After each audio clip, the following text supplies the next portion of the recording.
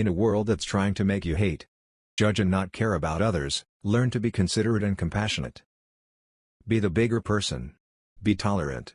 Be the one who will go out of your way to help someone. Be the one showing kindness not just in bad times but all the time. Being quiet and gentle doesn't mean you're weak. Such people show deep, inner strength that's under control. It's knowing when to speak and when to listen, when to take action and when to wait. Don't underestimate such people. They walk the earth with the greatest strength. Almighty, on this blessed day, make us among those who, when we know the truth, will follow it, and when we see falsehood, we'll avoid it. Grant us the ability to see right from wrong. We ask you to have mercy on us, make things easy and help us to do the things that will please you. When you want to give advice, do so in such a way that people will want to listen to you. Don't be mean and hurtful. Don't choose harsh words and turn them off. Be genuine in wanting to correct their ways and help them get back on track. Your sincerity will long be remembered. The closer you get to the Almighty, the more you will find that He is even closer to you. Your trials and difficulties become easier to handle. You gravitate towards Him at all times. You understand His plan. He will touch the inner depths of your heart with a profound peace. Why do we often feel like we can speak with authority on someone's life?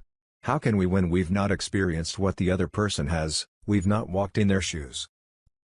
We have the tendency to stereotype people and think like we know it all. The truth is we don't.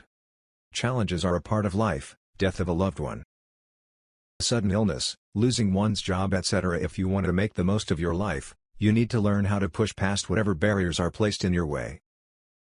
Keep going. Bear patience. Seek your strength from the Almighty.